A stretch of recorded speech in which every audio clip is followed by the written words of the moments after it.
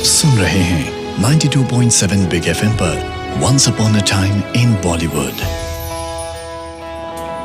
अपने इशारों पर हर किसी को नचा देना, चाहे वो कितना भी बड़ा इंसान क्यों ना हो, कितनी भी बड़ी शख्सियत क्यों ना हो। ये भले ही एक मुहावरे की तरह इस्तेमाल होता हो, लेकिन फिल्म इंडस्ट्री में, बॉलीवुड में ये बात कुछ लोग सच करके दिखाते हैं। 92.7 बिग एफएम पर मैं हूं सिद्धार्थ। स्वागत है एक बहुत ही खास शो जिसका नाम है once upon a time in Bollywood. मेरे साथ जानी मानी फिल्म क्रिटिक और ऑथर भावना सोमया। और आज एक बहुत ही खास मेहमान, आज बर्थडे भी है उनका, जिन्होंने हर किसी को, तकरीबन हर किसी को अपने इशारे पर नचाया है। तो स्वागत है सरोज खान जी का 92.7 बिग एफएम पर। तो wishing you a very very happy birthday. Thank you. हम चाहते हैं कि आप और भी अच्छे डांसेस कोरियोग्राफ करें और मास्टर जी के नाम से आप जानी जाती हो। You always have been very frank and down to earth, which I love. Thank you. And I want to share one very, very good news for my birthday. जी। My daughter is delivering. वाह, I'll be having a grandbaby. इसको कहते हैं double delight. Double delight. तो इतने लोगों के पैर थिरकाए हैं आपने, जिन लोगों को बिल्कुल भी इल्म नहीं था कि पैर कैसे हिलाया जाता है, उनके भी पैर थिरकाए हैं आपने। लेकिन सरोज खान का पैर थिरकना कब शुरू हुआ? जब मैं 3 बरस की थी, हिंदुस्तान पाकिस्तान हुआ। I was born in Bombay. हमारे घर में ऐसा कोई आर्टिस्ट पैदा नहीं हुआ था, न कोई पेंटर, न सिंगर, न डांसर। सडनली देखा 3 साल की उम्र में एक लड़की अपने शैडो को देख के हाथ वाथ हिलाती है, तो मेरी माँ डर गई। She was expecting the second baby, so she took me to her doctor saying that I think my daughter is little retarded because she looks at the shadow and God knows what all she does. So doctor spoke to me and all that. और बोले उसका दिल करता है dance करने के लिए, करने दो, वैसा भी तुम लोग रेफ्यूजीज हैं, पैसे की ज़रूरत है। तो मम्मी ने बोला हम अपने नेबर्स को भी नहीं पहचानते, हम किससे कहेंगे कि फिल्म इंडस्ट्री में डालो। तो उन्होंने कहा मेरे पास बहुत प्रोड्यूसर आते हैं, कोई बोलता है कोई बच्चा है डायलॉग बोल सके कोई। And that's how I entered this industry, and I'm thankful to that doctor because I love my industry. I became Shama, पुरानी हीरोइन शामा। एक पिक्चर में बलराज सानी एंड शामा, उस पिक्चर का नाम नजराना था जी। तो उस पिक्चर में चांद पे बैठकर मैं गाना गा रही as a baby. I had till that time 4 sisters behind me and 1 brother. My father died when I was 10 years. जी। After his death, another 6 months and I entered group dancing. और ये जो बचपन में आप काम कर रही थी, फिल्मों में एक्टिंग कर रही थी, जी। केवल डांस नहीं कर रही थी नहीं, आप? नहीं। जब आप ये बचपन के रोल्स कर रहे थे, एक्टिंग आपके लिए आसान थी? बस जो बोल देते थे वो कर देती थी। अभी मालूम नहीं उसको एक्टिंग बोलते हैं नहीं बोलते, ऐसा कुछ। तो कैसे एक चाइल्ड एक्टर की तरह काम करते हुए सोचा, या एक्सीडेंटली हो गया? कोरियोग्राफर कैसे बन गई सरोज खान जी? बहुत ग्रुप डांस करने लगी मैं। जी। सबसे छोटी थी, सबसे आगे नाचती थी, लेकिन I was a very good dancer. मेरी फादर की डेथ हुई तो उस वक्त मैं सोनलाल मासी जी का ग्रुप कर रही थी। कारदार स्टूडियो से सीधा पीछे के दीवार से जंप मार के मेकअप के साथ केम हॉस्पिटल में पहुंच गई। But my father died before I could see him. So next day I came for shooting. तो हमारे जितने ग्रुप डांसर थे सब लोगों ने कहा हम काम नहीं करेंगे, इसका बाप मर गया तो भी नाचने के लिए आ गई है, 2 दिन घर पे बैठ के रो नहीं सकती। तो मास्टर जी ने बोला ये नाचेगी, तुम सब पैकअप कर दो। ये सोनलाल मास्टर जी ने कहा, क्योंकि उनकी भी माँ जब मरी थी तो वो काम कर रहे थे। आप लोग ऐसा क्यों बोल रहे हैं, आप या तो एक दिन की पेमेंट उसको दे दो, तो वो रोती रहेगी। मैं चली गई, लेकिन उनको याद रहा कि एक लड़की जिसका बाप मर गया उसको बुलाओ। पिक्चर बन रही थी फ्लैट नंबर 9, हेलेन जी नाच रही थी और 6 लड़कियां थी सिर्फ। गाना था आंखों से मैंने पी है। तो मैं बजाय अपना काम करने के मैं हेलेन मूवमेंट्स याद कर रही थी और मास्टर जी ने देख लिया, रिकॉर्ड बंद कराया और मेरे को बोला सामने आओ, तुम मेरे मूवमेंट्स कॉपी कर रही। मैंने कहा नहीं मास्टर जी। तो बोले लेकिन तुम अपना तो नहीं डांस कर रही थी, तुम हेलेन का मूवमेंट कर रहे। मैंने कहा मास्टर डांस बहुत अच्छा लगा। बोले अच्छा, अगर मैं तुमको कहूँगा बिगनिंग टू एंड नाचो हेलेन का गाना, मैंने पूरा नाच के बता दिया। तो उन्होंने मुझे असिस्टेंट बना लिया and I was 12। I used to teach big artist. पहले ही आर्टिस्ट हेलेन मिली, क्योंकि सेट पे जाने के बाद मासी कहते थे तू करके बता। फिर वैजयंतीमाला जी मिल गई। पिक्चर का नाम था कॉलेज गर्ल। हरमन बेंजामिन जो बहुत फेमस थे ना, शशि कपूर, जी, शम्मी जी, कपूर जी, के लिए, जी। वो उस टाइम ग्रुप में थे। तो वो और मैं दोनों डांस करके बताए। तो पहले दिन तो वैजयंती माला ने देखा भी नहीं मेरी तरफ, तो मास्टर ने इशारा किया कि तुम बैठ जाओ। थोड़ी देर बाद फिर उसने मास्टर जी से पूछा क्या करना है, तो मास्टर ने कहा अभी वो नाच रही थी तो तुमने देखा नहीं। तो बोले मास्टर क्या बच्चों से भी सीखना पड़ेगा? बोली जितना वो करती है उतना कर ले। From there she became my fan instead of me becoming her fan. वाह।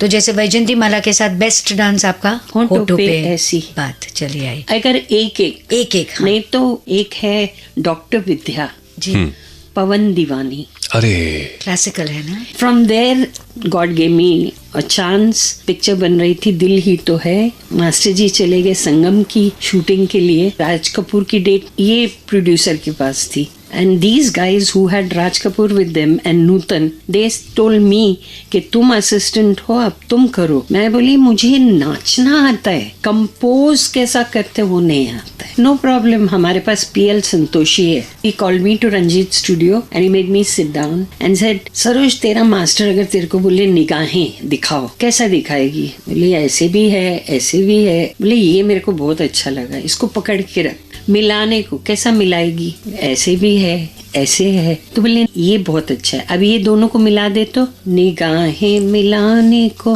That's how he taught me the whole song. So I will call him a guru. Assist करती रही कोरियोग्राफर्स को लगातार बदस्तूर। पहली बार इंडिपेंडेंटली काम करने का मौका कैसे मिला सरोज खान जी को? पहली फिल्म इंडिपेंडेंट कोरियोग्राफर के तौर पर कौन सी मिली आपको और कैसे? I did this Qawwali, then I started teaching Sadhna. Sadhna ji was my favorite and I was her favorite. So when she became a director, Geeta Mera Naam. So she called me and said, I don't want any choreographer. अब तू मेरे सब dance कर.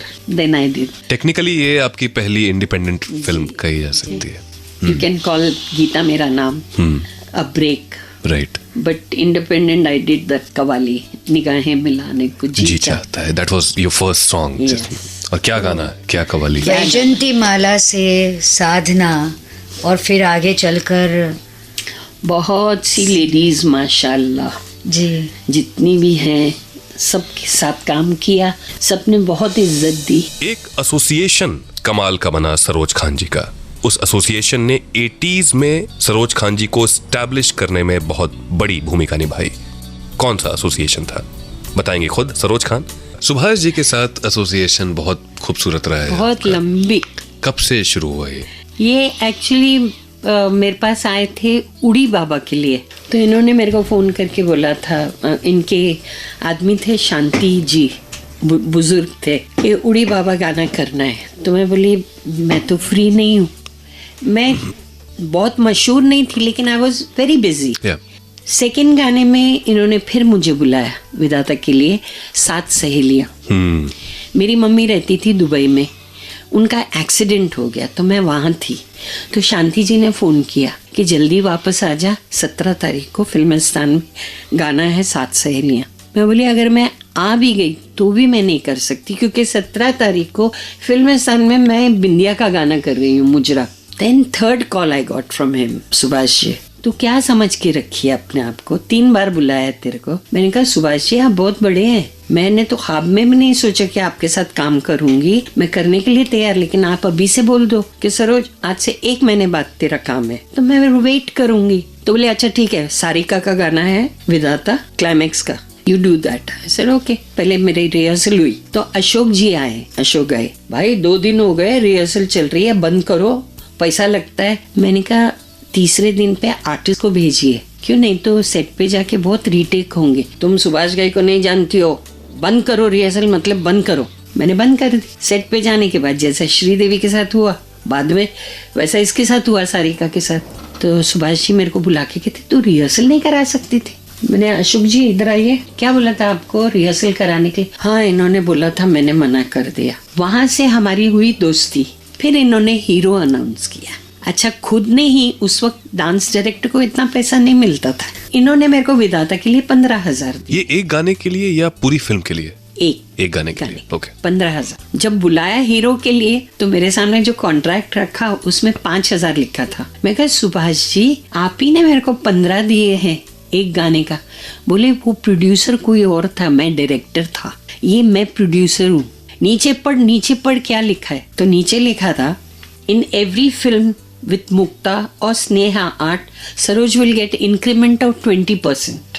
मैं बोली बहुत खुशी की बात है, I'll sign, लेकिन एक दिन आप ही मेरे को निकाल दोगे क्योंकि मेरा पैसा बहुत बड़ा होता रहेगा। मैंने हीरो की। उसके बाद से एक आदत सी हो गई सुभाष जी को, मेरे को बोलते थे नाच के बता, नाच।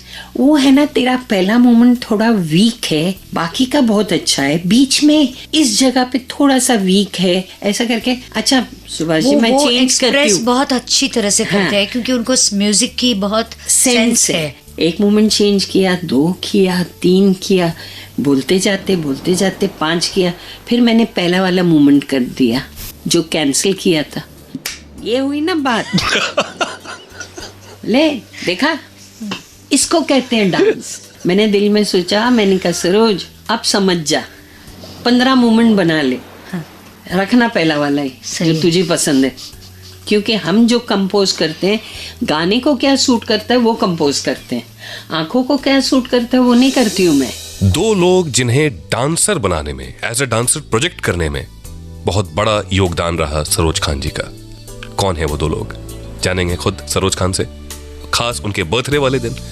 सरोज जी एक चीज जो पूछना चाहूंगा, कौन सी फिल्म थी जिससे लगा कि ये तो क्लिक हो गया? I was there from the beginning. नचाया था माधुरी दीक्षित, नई लड़की थी। 17 दिन वो लड़की ने रिहर्सल किया, आप यकीन नहीं करेंगे, मैंने वो डांस 20 मिनट में कंपोज किया था। मैं नाचती गई, मेरी असिस्टेंट याद रखती गई। हाँ मेरे को कोई तकलीफ नहीं हुई, लेकिन 17 दिन वो लड़की ने जी जान तोड़ के नाची है। ऐसा नाची है कि 10वें दिन पे मैंने उसको बोला तू घर बैठ, बहुत अच्छा कर रही है, शूटिंग के दिन मिलेंगे, मेरे को ग्रुप का काम तो करने दो। तो बोली मासी जी वो कोना है ना, इतना समय ले लूंगी, मैं रोज आके प्रैक्टिस करूंगी और आप अपने ग्रुप का करो। वो दिन, आज का दिन, वो लड़की कभी स्ट्रेट सेट पे नहीं आई है। She'll come to the rehearsal hall, she'll watch the song. उसकी एलिफेंट्स मेमोरी है। मेरे को उसके साथ काम करने के लिए ना टोज पे रहना पड़ता है। कोई भी मोमेंट जो उसने कर लिया है इमीडिएटली बोलेगी मासी ये वो वाले गाने में किया था। मैं बोलती हूँ माधुरी मेरे पास 2 हाथ 2 पैर, एक भेजा है यार, कभी तो कुछ रिपीट हो ही जाएगा। सही नहीं, आप सोचो। और श्रीदेवी सेम मेहनत करती है। बहुत। वो तो हॉल ना मिल गया था जब हम हवाई कर रहे थे, हॉल नहीं मिला था, तो ये कॉरिडोर है ना महबूब स्टूडियो का, वहाँ रिहर्सल की थी। कॉरिडोर में हवाई career. She will not come on the set. उसको मालूम है मैं कभी कभी रिदम के साथ बहुत खेलती हूँ। उसको वो बहुत actually when I met her, before that I had seen her picture Himmatwala. That time I was not very popular, I didn't have many shootings. तो मैं अपनी बेटी को लेके Cuckoo and we both went and saw that. तो देखते देखते मेरे मुंह से निकला काश मुझे भी कोई ऐसी लड़की मिल जाए जो मेरा आर्ट मशहूर कर दे। I went home, immediately I got a phone call from Subhash ji, कर्मा बना रहा हूँ, तू इस पे रिहर्सल शुरू कर दे। तो मैं बोली आपने तो ये भी नहीं बताया आर्टिस्ट कौन है, किसके लिए कंपोज करूँ। बोले श्रीदेवी। मेरे हाथ से फोन गिर गया क्योंकि अभी देख के आई, अभी विश की थी। तो गाना था मैंने रब से तुझे मांग लिया। It was a very off beat song जी। मैं तो कंपोज करके कश्मीर पहुंच गई। जब उसको दिखाया और पहला टेक, 13 रीटेक, फिर मैं उससे जाके पूछी, मैं कहा मैं चेंज करूं? नहीं मैं करूंगी। She did it, but after the 13th take she came to me straight, master ji मैं बहुत गंदी डांसर हूँ, मुझे रिदम का कोई सेंस नहीं है, आपको 4 आदमी खड़ा करना पड़ेगा ताली देने के लिए, प्लीज़ मेरे को रिहर्सल पे बुलाया करो। मैंने कहा सुभाष जी से बात कीजिए। मैंने बोला था सुभाष जी मेरे को रिहर्सल साथ में करा दो। उन्होंने कहा था नहीं, she is very fantastic dancer. वो दिन उसके बाद ये लड़की ने नो रिहर्सल है तो शूटिंग है, नहीं तो नहीं है।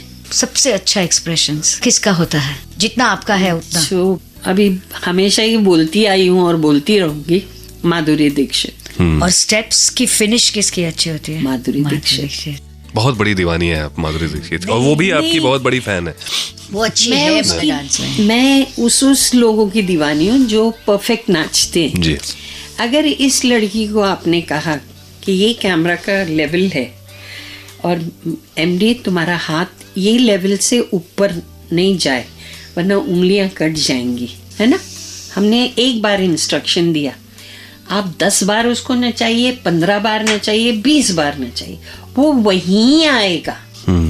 It's intelligent mind, so that is called a dancer. Correct. किनको नचाना सबसे मुश्किल रहा सरोज खान जी के लिए, और कौन है उनके फेवरेट मेल डांसर्स, ये भी जानना जरूरी है। बताएंगे खुद सरोज खान, किस हीरोइन को या एक्टर को भी नचाना सबसे डिफिकल्ट रहा है आपको?